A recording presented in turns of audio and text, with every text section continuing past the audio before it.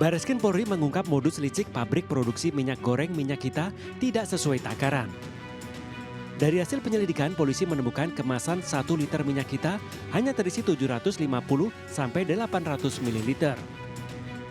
Hal ini diungkap Direktorat Tindak Pidana Ekonomi Khusus Bareskrim Polri dari sebuah rumah produksi di Kelurahan Sukamaju, Cilodong, Depok, Jawa Barat.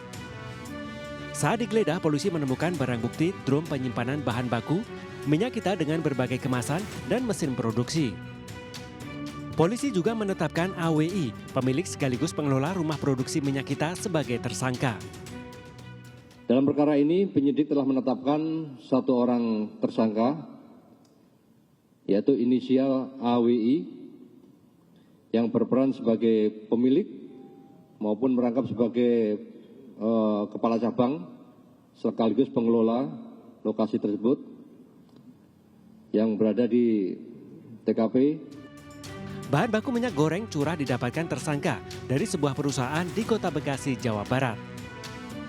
Dari Jakarta, Irfan Herdiansyah, Jaka Samsa, dan Di Bernadi, iNews melaporkan.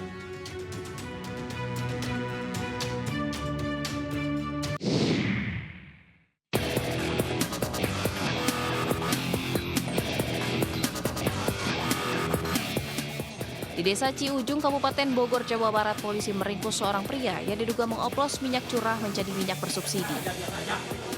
Pelaku juga mengurangi ukuran minyak kita palsu dari 1 liter menjadi sekitar 800 ml. Meski baru 1 bulan beroperasi, tersangka sudah mengeruk keuntungan hingga 600 juta rupiah. Selain di Bogor, Bareskrim Polri juga mengungkap produksi minyak goreng minyak kita nakal dengan modus mengurangi isi kemasan di kawasan Cilodong, Depok, Jawa Barat. Maraknya keberadaan minyak kita palsu atau minyak kita yang tidak sesuai ukuran ini tentu saja membuat resah para ibu rumah tangga. Ya emang sih merugikan kita ya, karena kan emang kita harganya tahunya kan memang harga seliter, tapi ternyata nggak sesuai emang sih. Kalau ini saya mulai beralih ke apa tuh yang merek lain. Sebenarnya sih kalau emang harus jujur kita butuh minyak. Sebenarnya berapapun kita beli, tapi minimal bisa konsekuensi dengan apa yang dihargakan dengan apa yang kita terima gitu loh. Jadi kecewa sih satu ya, kan harusnya udah dilewat yang sudah ditentukan itu memang harusnya udah sesuai harga juga ini sama jangan susah gitu nyarinya. Menanggapi keresahan warga, Kapolri Jenderal Listio Sigit Prabowo memastikan akan melakukan penegakan hukum dalam kasus ini.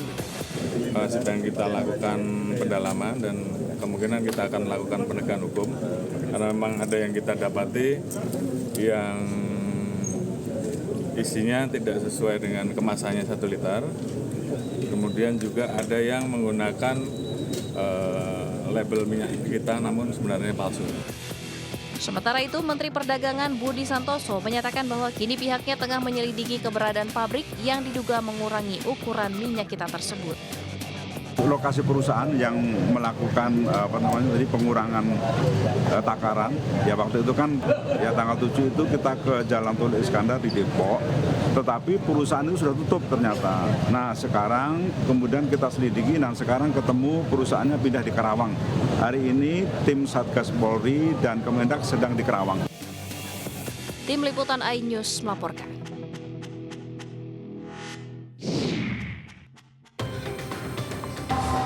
Ya, pemirsa, memasuki hari ke-10 di bulan Ramadan, ternyata ada beberapa komoditas kebutuhan pokok yang naik, yakni harga cabai rawit merah dan juga harga bawang merah.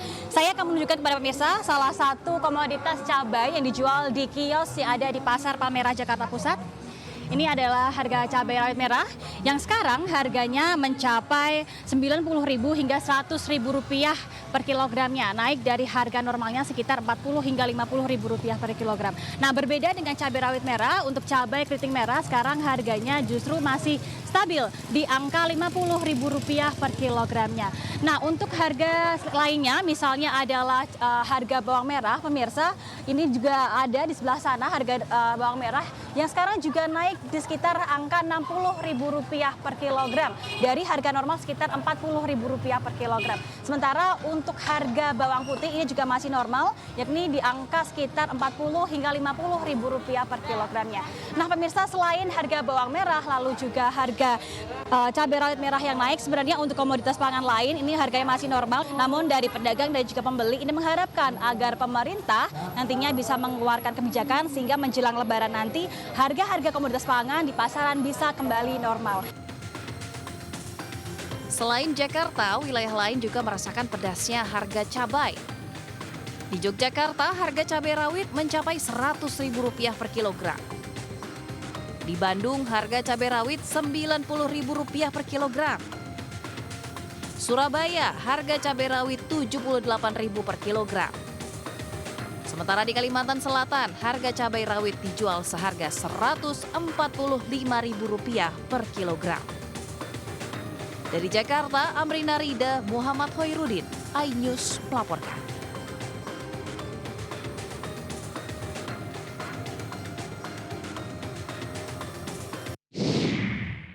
Saya rasa tidak cukup dengan hanya meminta maaf lalu seolah-olah dosa-dosa Pertamina selesai, tidak. Lalu bagaimana dengan kerugian konsumen? Apa ada inisiatif dari Pertamina untuk memberikan mengganti kerugian mereka, Pak?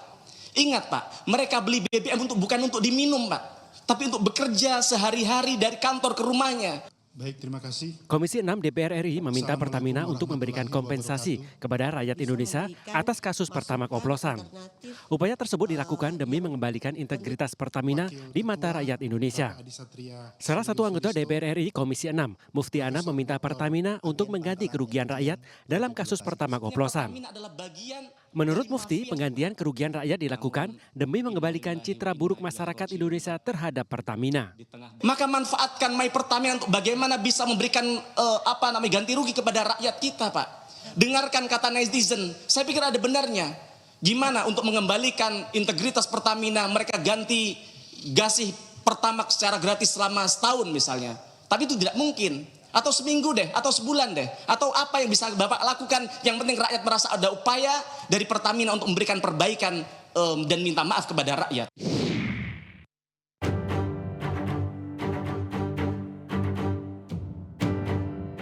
Pemerintah melalui Kementerian Ketenagakerjaan resmi mengeluarkan surat edaran terkait bonus hari raya atau BHR bagi pengemudi dan kurir online Selasa sore. Besaran bonus hari raya ditetapkan sebesar 20% dari total pendapatan bersih bulanan dalam 1 tahun dan diberikan dalam bentuk uang tunai. Namun dengan persyaratan bagi mereka yang aktif dan produktif serta mempunyai kinerja baik. Sedangkan bagi mitra yang tidak memenuhi syarat tersebut, bonus hari raya akan diberikan sesuai kemampuan aplikator masing-masing. Bonus hari raya ini wajib diberikan aplikator paling lambat 7 hari sebelum Hari Raya Idul Fitri. Terkait dengan PHM ojol, ini adalah sebuah inisiatif baru. Jadi kami memang ingin pastikan meaningful participation itu terjadi. Kita selalu mengutamakan bagaimana dialog. Pihak aplikator diharapkan mematuhi surat edaran yang telah ditetapkan pemerintah. Pemberian bonus hari raya ini merupakan bentuk apresiasi dalam mendukung layanan transportasi dan logistik di tanah air. Dari Jakarta, Stephen Patinama, Triyulianti, iNews melaporkan.